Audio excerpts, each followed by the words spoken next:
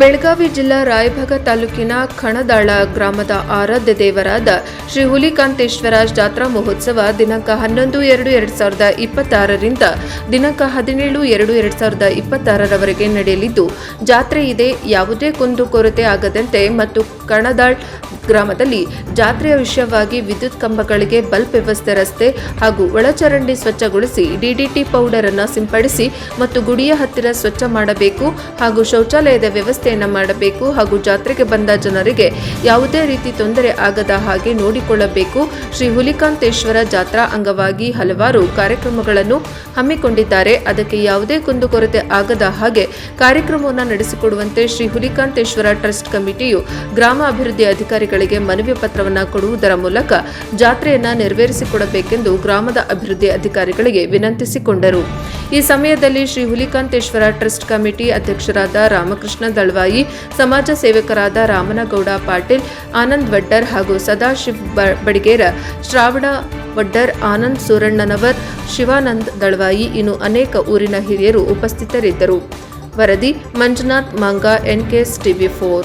ಹುಲಿಕಾಂತೇಶ್ವರ ದೇವಸ್ಥಾನದ ಜಾತ್ರಾ ಉತ್ಸವಕ್ಕೆ ನಮ್ಮ ಹುಲಿಕಾಂತೇಶ್ವರ ಟ್ರಸ್ಟ್ ಕಮಿಟಿ ಅಧ್ಯಕ್ಷರಾದಂಥ ರಾಮಕೃಷ್ಣ ದಳವಾಯಿ ಅವರು ಕೂಡ ಅವ್ರ ನೇತೃತ್ವದಲ್ಲಿ ಮತ್ತು ನಮ್ಮ ಕಾಕರಾದಂಥ ಆನಂದ್ ಆದಂಥ, ನಮ್ಮ ಗುರುಗಳಾದಂಥ, ನಮ್ಮ ಶಿವ ಆದಂಥ ಮತ್ತು ಹಲವಾರು ನಮ್ಮ ಬಂಧುಗಳೆಲ್ಲ ಭಾಳ ಜನ ಬಂದಿದ್ರು.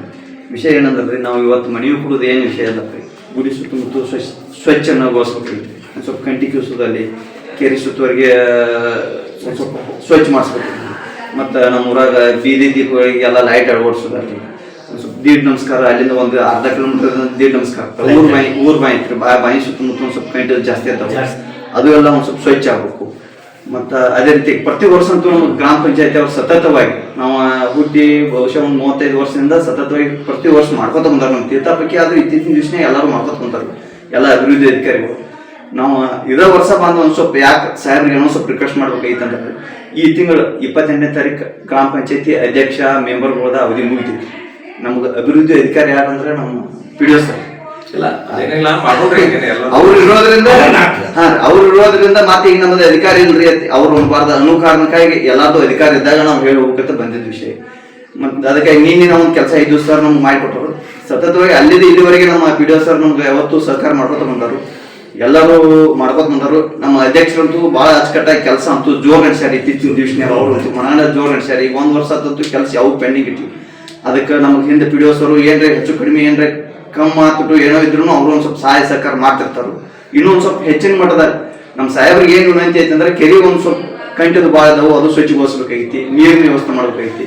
ಹಾರಿಗಿರಿ ಪುರಸಭೆಗಳು ಪುರಸಭೆ ಅಥವಾ ಮೂಳ್ಕೂರು ಪುರಸಭೆ ಅವು ಶೌಚಾಲಯದು 2 ಟ್ರ್ಯಾಕ್ಟರ್ ಟ್ರಾಲಿ ಇರ್ತಾವೆ ಸರ್, ಅದೊಂದು ಸ್ವಲ್ಪ ನಮ್ಗೆ ಅವಕಾಶ ಮಾಡಿಕೊಡ್ಬೇಕು ಸರ್. ಅವೊಂದು 2 ತರಿಸಿ ಅಲ್ಲಿಂದ ಸರ್, ಯಾಕಂದ್ರೆ ದೇವ್ರುಗಳು ಹೆಣ್ಮಕ್ಳು ಅವರು ಎಲ್ಲ ಬಂದಿರ್ತಾರೆ, ಜನಸಂಖ್ಯೆ ಜಾಸ್ತಿ ಇರ್ತೈತಿ. ಆ ಕಡೆ ಪೈಸ್ ತೆರಿಬಿಟ್ರೆ ಆದ್ರೆ ಸ್ವಲ್ಪ ಅನುಕೂಲತೆ ಆಗ್ತೈತಿ.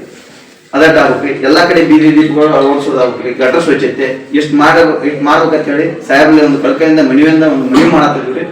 ಇದಕ್ಕೆ ನಮ್ಮ ರಾಮಕೃಷ್ಣ ದಳವಾಯಿ ಗುಡಿ ಅಧ್ಯಕ್ಷ ಅವ್ರಂತೂ ಹೇರು ಇಲ್ರಿ, ಇವತ್ತು ಹಿಂಗೆ ಹೋಗೋಣ ಅಂದ ತಕ್ಷಣ ಬರತ್ತನ್ರಿ, ಇದು ನಮ್ಗೆ ಹೋಗೋಣ ಅಂತ ಹೇಳಿ ಎಲ್ಲಾರು ಕೂಡಿ ಬಂದದ್ದು. ಎಲ್ಲ ಊರಿನ ಪ್ರಮುಖರ ಹಿರಿಯರ ಇನ್ನೂ ಭಾಳ ಜನ ಇದ್ರು, ಅವರು ಬರೋರು. ಅವರೆಲ್ಲ PDO ಸರ್ ನಾವೆಲ್ಲ ಫೋನ್ ಹೇಳ್ತೀವಿ, ಆದ್ರೆ ನೀವು ಹೋಗಿ ಇಷ್ಟು ಕೊಟ್ಟು ಬರತ್ತೆ ಕೈ ಬಂದ್ಕೊಡು.